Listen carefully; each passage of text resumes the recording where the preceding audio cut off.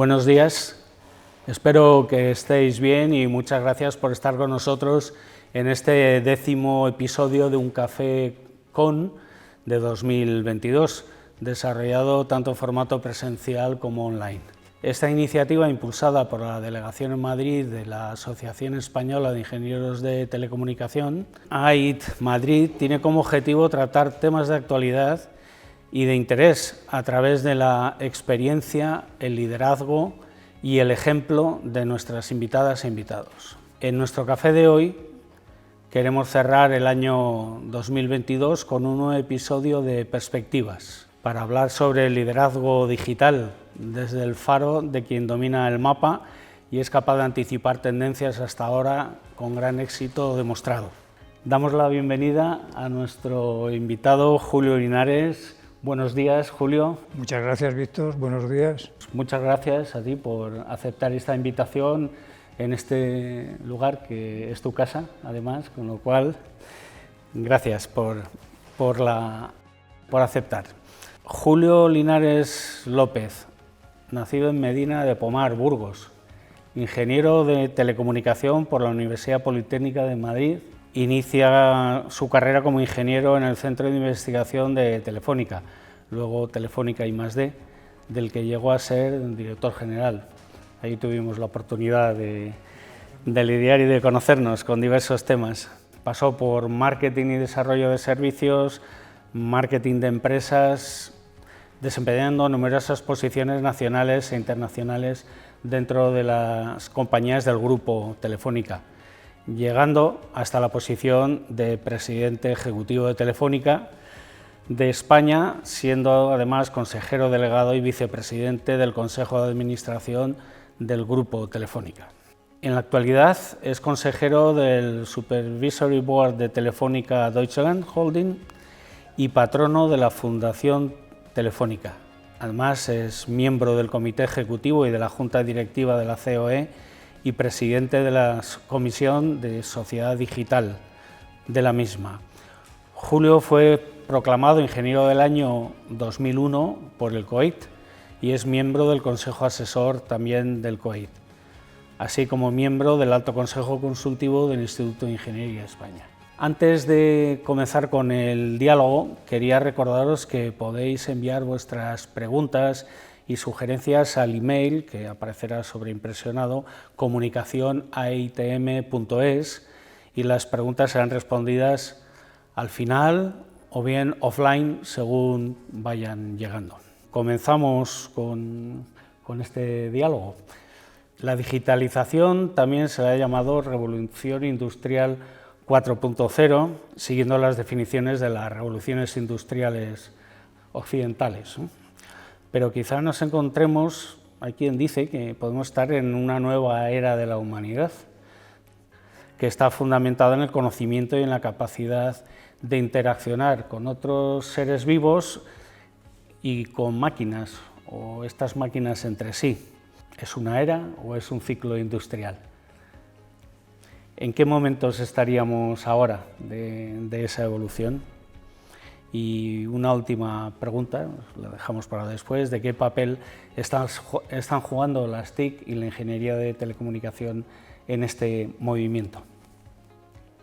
Pues efectivamente pienso como tú, que yo creo que estamos en un cambio de época, en una nueva era, y que en la humanidad ha habido, desde mi punto de vista, 3 grandes revoluciones: la revolución agrícola, la revolución industrial y ahora la revolución tecnológica o digital, que tiene tanto impacto como en su día tuvo la revolución agrícola o la revolución industrial. Si nos centrásemos en la revolución industrial, pues como has indicado, se podrían identificar dentro de la revolución industrial 4 revoluciones.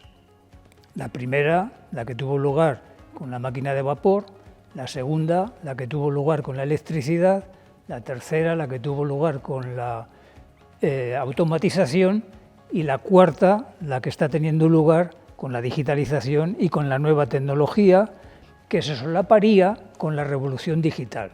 Y por eso a esta cuarta se la suele llamar Industria 4.0. Lo que pasa que con esa terminología yo creo que se circunscribe más a la industria manufacturera y que probablemente no es una terminología que incluya al todo, teniendo en cuenta que en la revolución digital están afectadas las administraciones públicas, los sectores de servicios, los ciudadanos, lo está todo.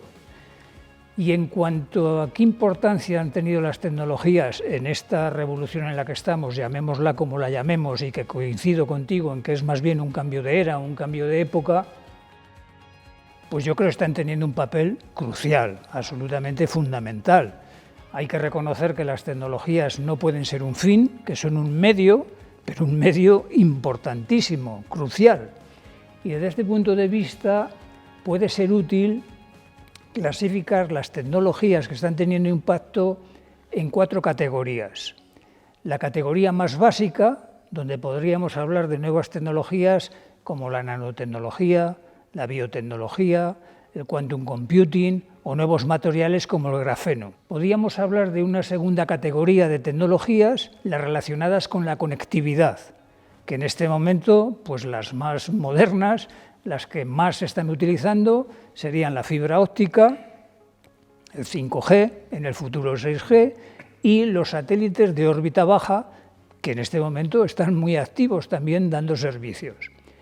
En una tercera categoría, por encima de esta, podríamos hablar de las tecnologías habilitadoras, porque facilitan el que existan otras sobre ellas. Y quizá las más llamativas en este momento sería el cloud, big data, inteligencia artificial, robótica y blockchain. Y por encima de esta categoría, en una cuarta, podríamos hablar ya de las aplicaciones, de las tecnologías muy dedicadas a las aplicaciones, por los smartphones, los wearables, los altavoces inteligentes, Internet de las cosas, los vehículos autónomos, los drones, las impresoras 3D, metaverso, Web3, multitud de tecnologías. Y el ingeniero, creo que tiene que aspirar a poder estar en todas, a poder utilizar todas, a ser de verdad protagonista en todas y a ser el ingeniero deseado para trabajar en esas tecnologías por todas las empresas. Y desde ese punto de vista es muy importante que hagamos un esfuerzo para que no se asocie al ingeniero exclusivamente con la categoría 2, la de la conectividad, que nos hagamos con todo este mundo enorme de nuevas tecnologías, porque yo creo que el ingeniero de telecomunicación está habilitado y capacitado para trabajar en todas ellas y, por supuesto, para utilizarlas todas. Hablemos de un poco de la historia, de cómo se han conformado estos mercados, el de los operadores de telecomunicación, que también conoces. Nacieron para dar respuesta a las necesidades de conectividad, evolucionando hasta ofrecer servicios integrados con más valor añadido, como telemedicina, seguridad física, ciberseguridad, seguros, finanzas, en fin, casi cualquier servicio puede ser comprado y consumido a través de los servicios de conectividad. Hoy forman parte de un mercado ya muy maduro, en competencia, con grandes inversiones para el despliegue de redes y para la renovación tecnológica y con unas estrictas obligaciones regulatorias, ¿no? Es un mercado maduro. Han sido un ejemplo de crecimiento del valor y del éxito tanto empresarial y social durante décadas. ¿Sigue siendo este el motor fundamental del negocio de los operadores? ¿Tiene largo recorrido como tal? En primer lugar, yo creo que el producto que fabricamos, que producimos los operadores, las comunicaciones, que se materializa en tráfico que va por nuestras redes, no para de crecer. Y además está creciendo en unas magnitudes increíbles, 40% al año, y así año tras año. Hay muy pocas industrias que puedan decir que el producto que fabrican crece a esos ritmos. Otra cosa es cómo somos capaces de traducir este incremento de las comunicaciones en crecimiento de ingresos. Y en un sector que ha sido deflacionista a lo largo de muchos años, ese es uno de los retos del sector. Evidentemente, la regulación ha tenido mucho que ver, Por otro lado, creo que es muy importante, como tú indicabas en tu planteamiento, que no solo prestemos atención a la conectividad, hay que prestar atención también a los servicios sobre la conectividad, donde yo creo que hay que ser más innovadores y hay que desarrollar más servicios, y es importante aplicar lo que hemos aprendido. Y lo que hemos aprendido en el 4G es que probablemente pusimos demasiado foco en la conectividad y poco en los servicios sobre la conectividad. Y ahora, al desplegar el 5G, creo que deberíamos de poner más foco en los servicios sobre la conectividad más que en la propia conectividad. Esto afecta obviamente a la cuenta de resultados, sobre todo a los ingresos, ¿no? Ayudaría a mejorar claramente los ingresos. Veamos la segunda historia de este sector. Desde el año 2000 las empresas digitales de datos y de inteligencia artificial están teniendo también un gran éxito y un enorme crecimiento. Estas han evolucionado a constituir sus propias redes satelitales de servicios finales o cables submarinos de conectividad para llegar con baja latencia hasta sus clientes, que parece el terreno de la otra parte. ¿Significa que todos hacen de todo o se está llegando, en tu opinión, a un encaje de los dos modelos? ¿Pueden convivir creando valor en sí e incluso valor mejorado conjuntamente? Bueno, a estas alturas del mercado yo creo que nadie puede sentirse con la exclusiva de nada. Las necesidades de inversión en infraestructuras son tan grandes que hay oportunidades para todo, para todos. De hecho, los propios operadores colaboran con este tipo de compañías que has mencionado en el desarrollo de cierto tipo de infraestructuras. Cada uno tiene que dedicarse a lo que mejor hace. Y hay algunos jugadores que son muy buenos en actividades globales y hay otros jugadores, como los operadores de telecomunicaciones, que somos muy buenos en manejar la capilaridad. Y por lo tanto yo creo que la cooperación entre ambos tipos de compañías es posible. Lo importante es que la rentabilidad de las inversiones en las infraestructuras sea buena. Cuando el retorno de la inversión en una infraestructura está por debajo del coste de capital, eso no es sostenible. Y hay veces que ocurre. Y en esos casos hay que buscar nuevos modelos de cooperación en inversión, incluso con tus competidores, o de compartición de infraestructuras, o desarrollo de infraestructuras neutras para que se pueda utilizar entre varios jugadores, incluso en competencia. Y yo creo que en el futuro vamos a ver cada vez más modelos de este tipo. Es decir, que el coche con la escalera no va a desaparecer de nuestra vista, ¿verdad? Para esta capilaridad. Hacemos un pequeño paréntesis para hablar de vivencias personales, profesionales, ¿no?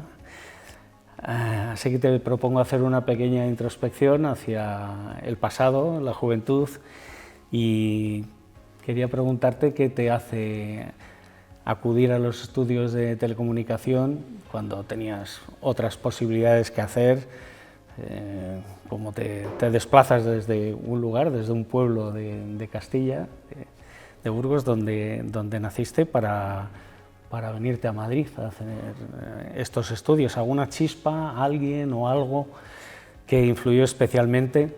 Y porque aquí queremos aprovechar tu ejemplo para que otros que están con esas dudas, seguramente gente más joven, están a punto de tomar la decisión y puedan quizá tomar referencia.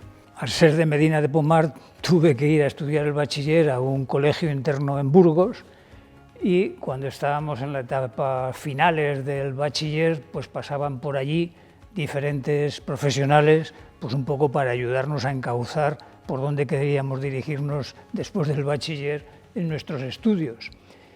Por allí no pasó ningún ingeniero de telecomunicación, pasaron diferentes ingenieros, pasaron abogados, pasaron arquitectos, y estos fueron los que me conquistaron entonces. La verdad es que se me daba bien el dibujo lineal, las matemáticas se me daban bien y pensé que arquitectura podía ser lo que a mí más me podía ilusionar y podía ser mi vocación en el futuro. Y me vine a Madrid a estudiar arquitectura. Y en Madrid pues voy a un colegio mayor. En el primer curso, que se llamaba selectivo, entonces en mi época era común a todas las carreras técnicas, y cuando yo estaba estudiando selectivo, pues coincidí allí con estudiantes de arquitectura y yo veía los dibujos artísticos que tenían que hacer y me di cuenta que eso para mí iba a ser absolutamente imposible.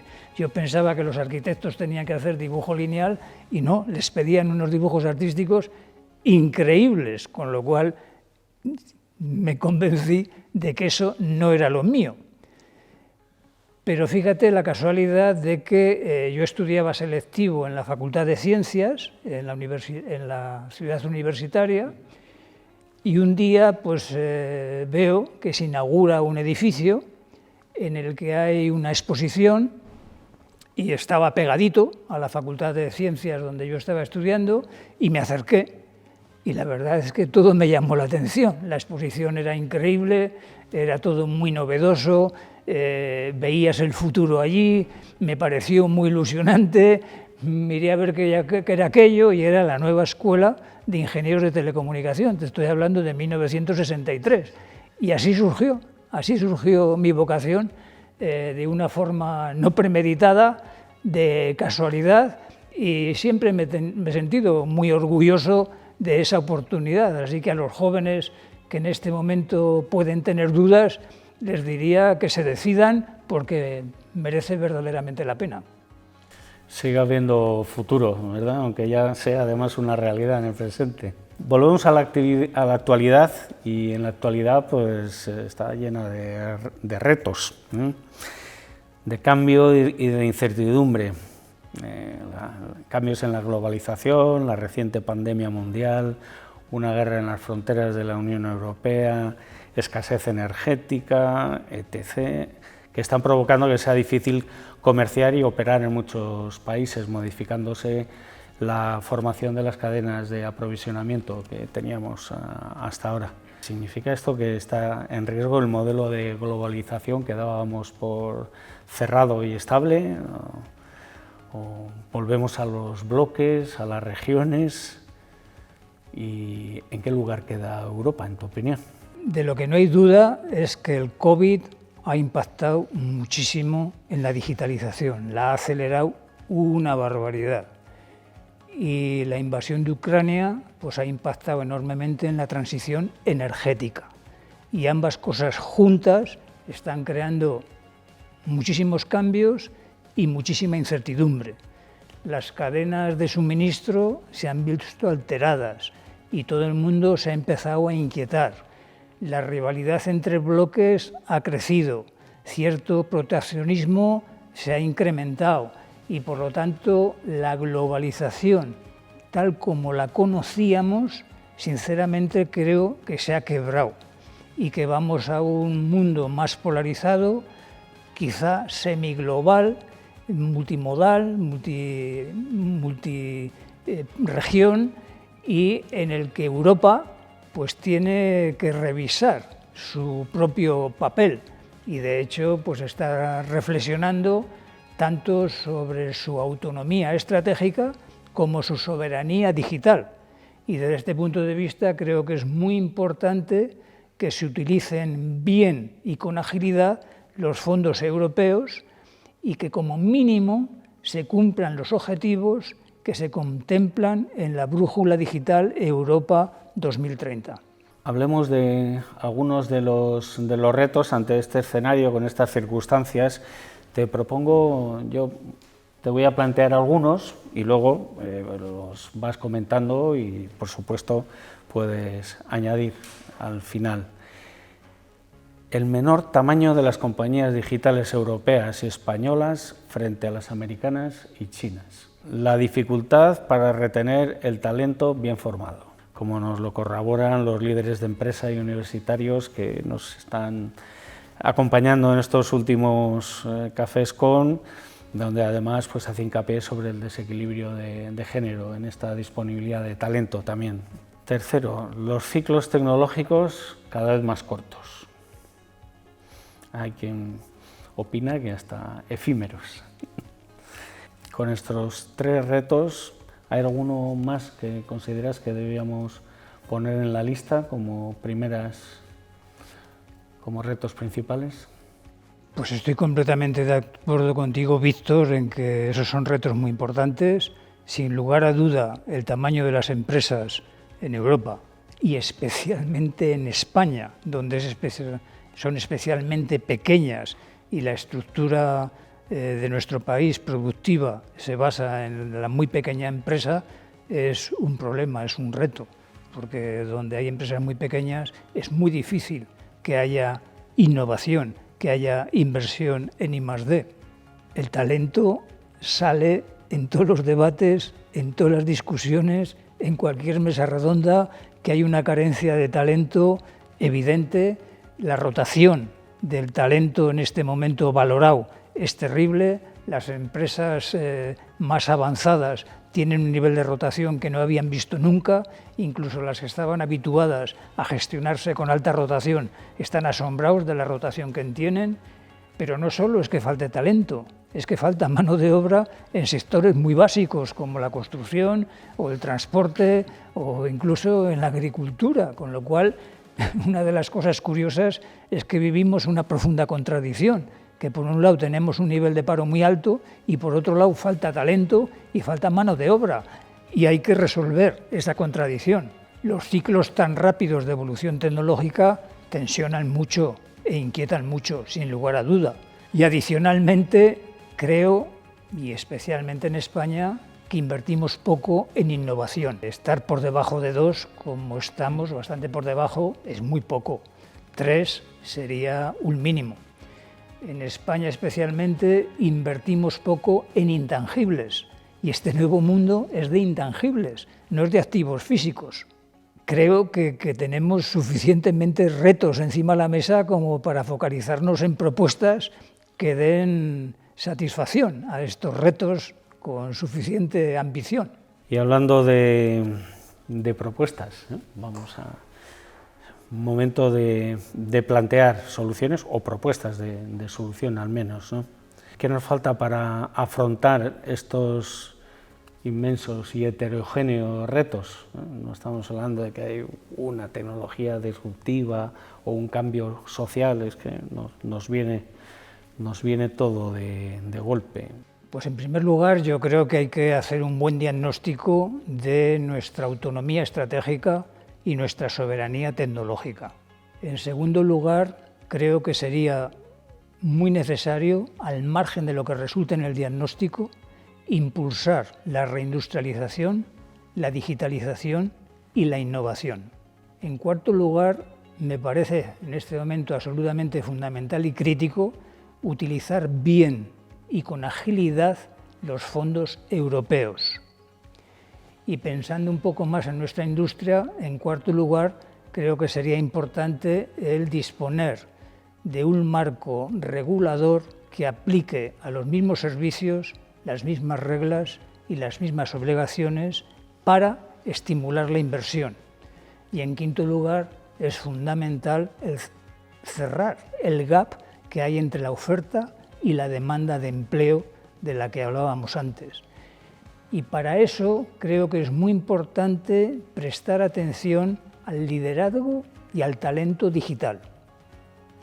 Desde mi punto de vista, el liderazgo digital exige creatividad, porque no hay espacio para los seguidores, exige flexibilidad, porque los cambios son muchos, constantes y cada vez más rápido, y existe agilidad, porque todo se mueve con mucha rapidez y no te puedes quedar quieto.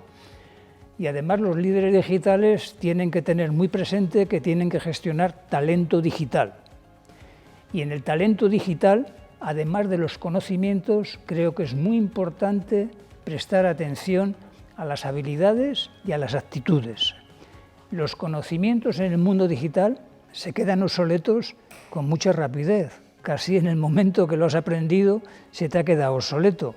Por lo tanto, es muy importante el estimular que los jóvenes piensen que no han acabado de estudiar cuando han acabado la carrera, que van a tener que estar estudiando todos los días de su vida y que además piensen que hay tantísima información que hay que saber distinguir lo importante de lo accesorio y ser muy selectivos a la hora de seleccionar la información.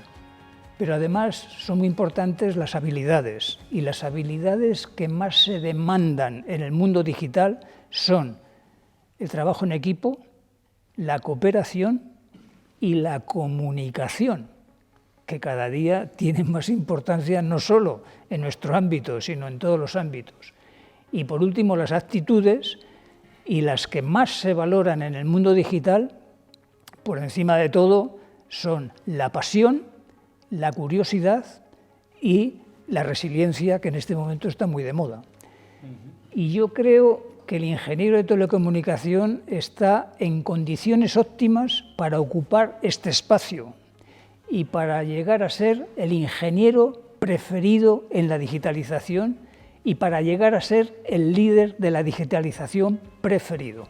Parece que algunos de los que están encargados de gestionar este talento en las organizaciones, en cierta manera sí que dicen que tenemos una característica, no sé si será cierto o no, que es lo que perciben. La gente de recursos humanos es que nos escondemos mucho.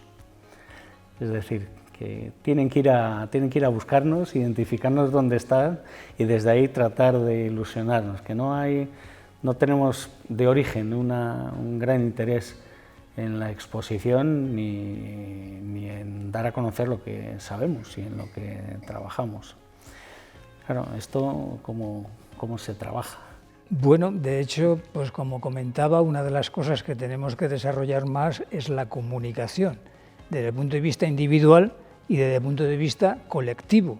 Yo creo que el ingeniero de telecomunicación tiene muchísimos valores que son utilísimos en el mundo digital y que puede ocupar ahí un espacio absolutamente privilegiado.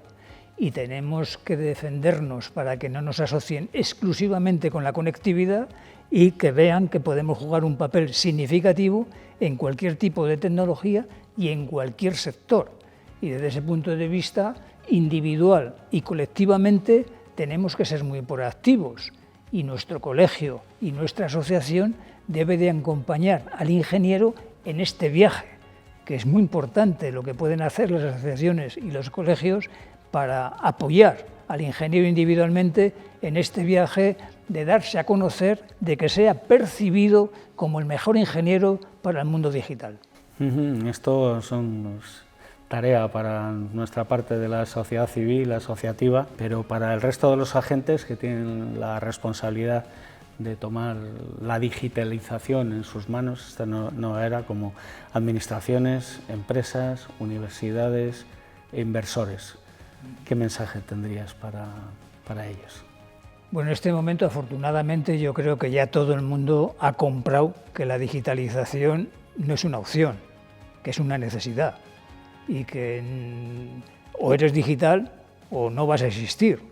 Y todo el mundo, yo creo que ya en lo que está no es en el qué, sino en el cómo hago la transformación digital o cómo hago la digitalización de mi compañía, por dónde empiezo, cuáles son las prioridades, cuál es el diagnóstico, con qué recursos cuento.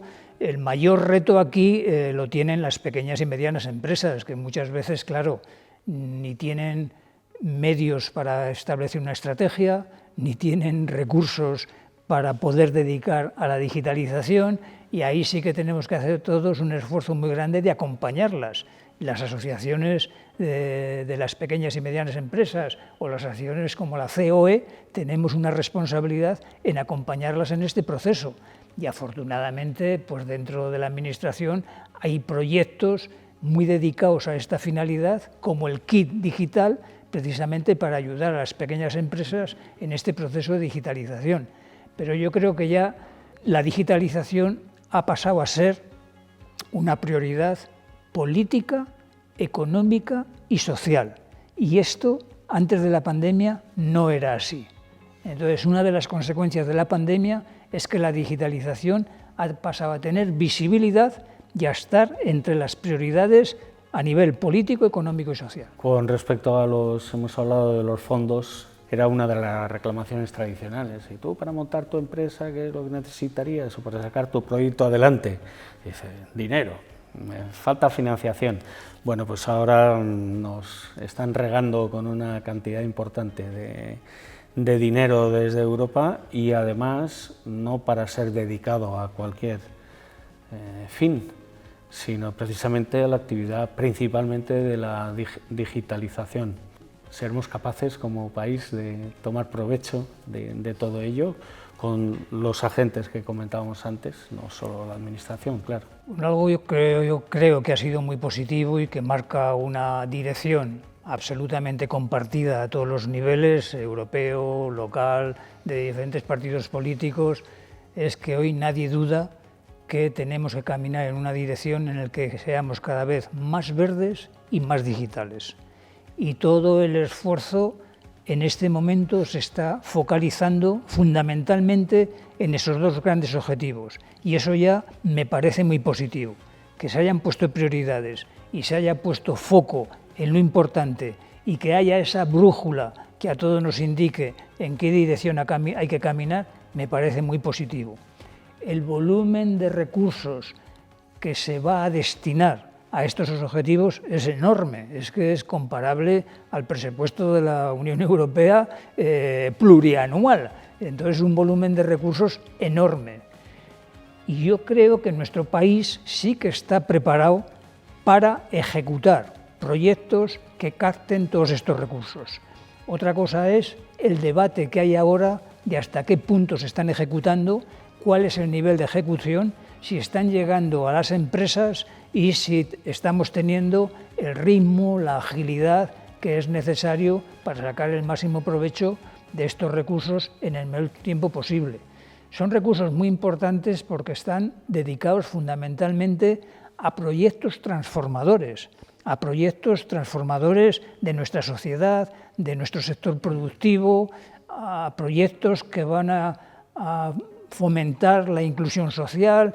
Todos los proyectos, de verdad, creo que están bien elegidos, creo que se ha hecho un esfuerzo de planificación enorme, tanto en el plan de recuperación, transformación y resiliencia, como en la Agenda España Digital, que ahora se está actualizando anualmente y la última versión es ya del 22-26, como todos los planes que hay debajo, desde la conectividad, el 5G, los contenidos, inteligencia artificial, la capacitación digital, hay cantidad de planes. Creo que se ha hecho un esfuerzo de planificación enorme.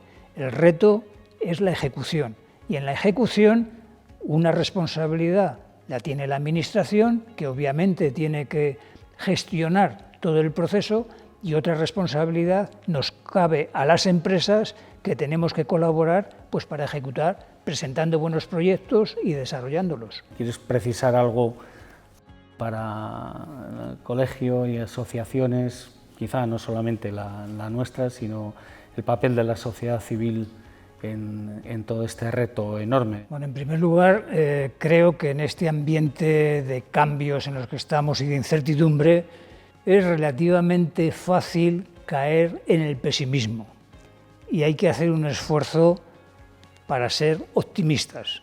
Y yo creo que la historia nos demuestra que siempre hemos sido capaces de hacer frente a todos los retos y aprovechar las oportunidades, y que no hay que poner excesivo foco en los retos y que hay que poner más foco en las oportunidades, porque las hay y muchas.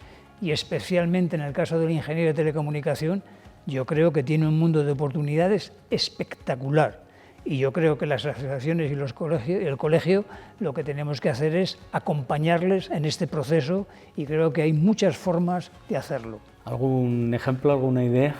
Bueno, pues por ejemplo, pues con todo lo que se está haciendo en formación, que me parece clave y fundamental, todos los seminarios que hay sobre nuevas tecnologías me parece fundamental, todos los esfuerzos que hay de ayuda a identificación de oportunidades de trabajo, los esfuerzos que se están haciendo de coaching a algunos ingenieros, la oportunidad de contactar ingenieros jóvenes con ingenieros maduros, pues para que compartan experiencias y les puedan guiar.